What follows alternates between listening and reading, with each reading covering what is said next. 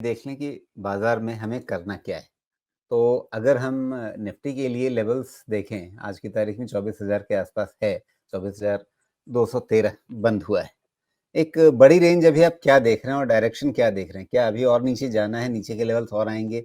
अगर आपको लगता है कि कंजम्पशन पे डेंट है और इतनी जल्दी ठीक नहीं होने वाला है, तो क्या जो कंज्यूमर फ़ोकस्ड जितने भी सेक्टर हैं, उन सब में अपना एक्सपोज़र कम किया जाए?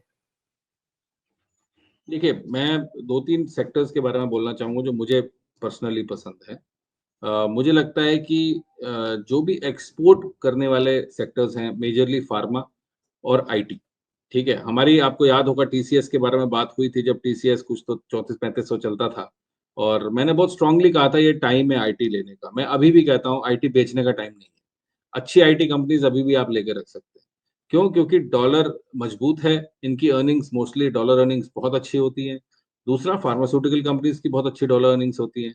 तो ये दोनों सेक्टर्स वैसे मुझे अच्छे लगते हैं। दूसरा जो मुझे सेक्टर पसंद है, आपने कहा कि सरकारी लोग पैसा नहीं खर्च पाए। बिल्कुल ठीक बात आपने पकड़ी। It is actually you are hitting the nail on the head.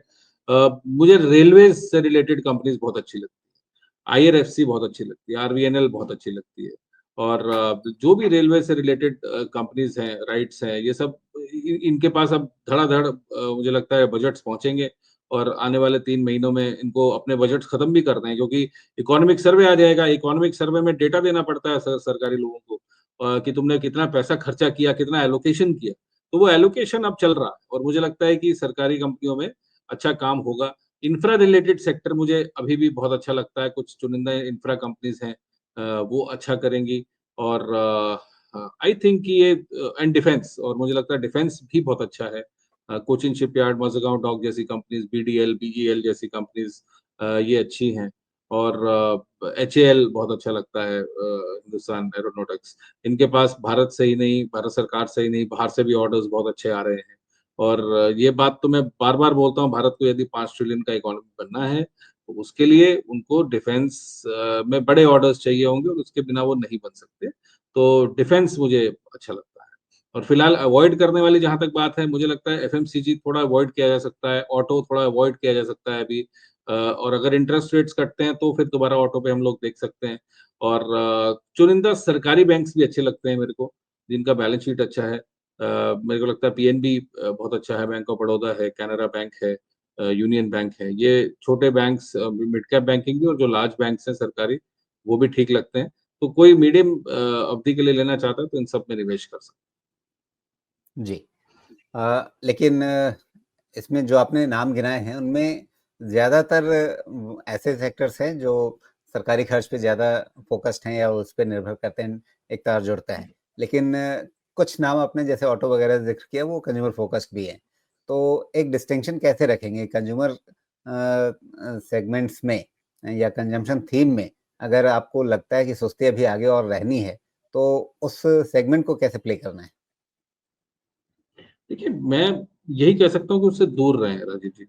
अभी फिलहाल एफएमसीजी में हम क्यों जाएँ? इनपुट कॉस्ट हाई है, प्रॉफिटेबिलिटी लो है, ओवरऑल कंजम्पशन कम है। देखिए, ब्रिटानिया का रिज़ल्ट बताता है कि लोग बिस्किट तक खाना कम कर चुके हैं, ठीक है? अभी कल या परसों मैंने अखबार में पढ़ा था कि स्टारबक्स जो कि टाटा का बड़ा एक ग्लोबल ब्रांड है और टाटा का फ्लैगशिप ब्रांड है इंडिया में। स्टारबक्स के स्टोर्स में आप भी गए होंगे, मैं भी कई बार गया हूँ। स्टारबक्स में स्लो डाउन और वो अभी कई तो स्टोर ऐसे हैं जहाँ वो खर्चे नहीं निकाल पा रहे क्योंकि वो जनरली हाई स्ट्रीट पे होते हैं। हाई स्ट्रीट पे बहुत ज़्यादा किराया होता है। किराया नहीं निकल रहा, बिजली का खर्चा नहीं निकल रहा, एम्प्लॉयी का खर्चा नहीं निकल रहा, इनपुट कॉस्ट बढ़ गई हैं। कॉफ़ी के प्राइसेज़ बहुत ऊपर आ गए हैं। अगर आप कॉफ़ी की बात करें, ग्लोबल जो कॉफ़ी के रेट्स हैं, प्राइसेज़ हैं वो बहुत बढ़ गए हैं। तो हर चीज़ आप पास ऑन नहीं कर सकते, आप ऑलरेडी 350 की कॉफ़ी बेच हाँ, रहे हैं, लेकिन वो तो ऐसा वो वो 350 या 600 रुपए की कॉफ़ी आपको 1 ग्लास देते हैं, उसमें कॉफ़ी कितनी होती है, उसमें कितना दाम जो है उसका असर पड़ मैंने जाता ये है, बोला उनकी लाग राजीव जी, फूड कॉस्ट जो होता है वो मैक्सिमम 20-25% के ऊपर कभी भी क्रॉस नहीं करता। बाकी रियल एस्टेट कॉस्ट है, एम्प्लॉयी कॉस्ट है, जो वहाँ के इंटीरियर है उसका कॉस्ट है, रनिंग कॉस्ट है, एयर कंडीशनिंग कॉस्ट है, वगैरह-वगैरह बहुत सारी चीज़ें होती हैं। मेंटेनेंस कॉस्ट होती है, ब्रेकेज कॉस्ट होती है, वेस्टेज कॉस्ट होती है। तो इन सब चीज़ों को यदि आप देखें तो कोई भी व्यवसाय चलाना आसान नहीं है आज की डेट में। ऊपर से हाई टैक्सेशन है। आप पहले ही दबे पड़े हैं, प्रॉफिट बना नहीं पा रहे हैं, उस प्रॉफिट में से भी एक मतलब एक अच्छा खासा चंक जो है वो सरकार ले जाती है और हम और ये बात देखिए आप भी मानेंगे, अगेन थोड़ा-सा ऑफ ट्रैक हो जाएगा कि कोई भी व्यवसाय चलाने के लिए आपको बैलेंस शीट के अलावा भी दाएँ-बाएँ खर्चे करने पड़ते हैं जो कि कैश में होते हैं। वो एक ये देश का एक एक मतलब अनसेड रूल है कि अगर आपको पानी का कनेक्शन लेना है, एफएसएसएआई का कनेक्शन लेना है, बिजली का कनेक्शन लेना है, कोई कुछ भी मैनेज करना है, तो वो ऐसे नहीं है कि आपको ऑफ द शेल्फ आपने मेल करा और आपको एफएसएसएआई का अप्रूवल आ गया, ऐसा नहीं है।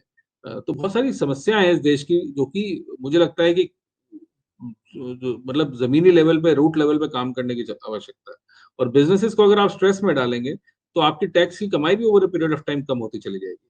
क्योंकि जब वो प्रॉफिट नहीं बनाएँगे, तो कौन-सा टैक्स देंगे? टैक्स कहाँ से लीजिएगा? जी।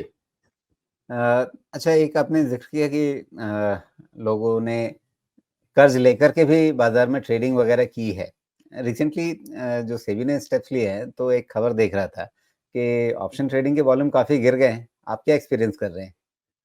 देखिए, बहुत अच्छी बात है, पहली बात तो मैं ये कहूँगा दो दो पर्सपेक्टिव से कहूँगा कि एज़ एज़ अ ब्रोकर हम लोग क्या एक्सपीरियंस कर रहे हैं। दूसरा जो निवेशक है, अभी इस दौरान हमने देखा कि बहुत सारे इन्फ्लुएंसर्स आ गए, रोज़ ही नई स्ट्रैटेजी दे रहे हैं ऑप्शन की, ये खरीद लो, वो खरीद लो, ऐसा कर लो, स्ट्रैडल, बटरफ्लाई वगैरह-वगैरह। और उसमें से आप भी समझते हैं कि जो अगर 100 व्यक्ति आ रहे हैं, तो मुझे लगता है कि उसमें से 90-95 लोग ऐसे हैं जिनको वाक़ई बाज़ार का ना तजुर्बा है, ना उन्होंने वक़्त बिताया, ना रिसर्च करी है। बस वो अपनी दुकानदारी कर रहे हैं, वो अपने व्यूअर्स बढ़ा रहे हैं, वो यूट्यूब से पैसा ले रहे हैं, वो बाज़ार से पैसा नहीं कमा रहे। तो ऐसे लोगों की बातें सुन-सुन के कहीं न कहीं लोग फँस जाते हैं। अब क्या हुआ कि ये जो नई जनरेशन घुसी कोविड के दौरान, अब उनके पास ये सारे ऐसे थे या तो बेरोज़गार थे या नई नौकरियों में थे, पैसे तो थे नहीं और मार्केट में पैसा बनाना इतना भी आसान नहीं है। लोगों ने बहुत पैसा फ्यूचर्स में, ऑप्शंस में जलाया और जो मैंने डेटा पढ़ा कि अभी हाल-फिलहाल में जो गोल्ड लोन्स का गोल्ड लोन्स अगेंस्ट गोल्ड बहुत ज़्यादा उसमें बढ़ोतरी हो गई है। तो लोगों ने एक तो अपनी हाउसहोल्ड सेविंग्स खत्म करी, बैंकों में भी स्ट्रेस है। ये बात भी तो शक्तिकांता दास बोल गए कि मार्केट में पैसा जा रहा है और बैंकों में पैसा नहीं है, तो कुछ किया जाए ताकि बैंकों में पैसा वापस आए।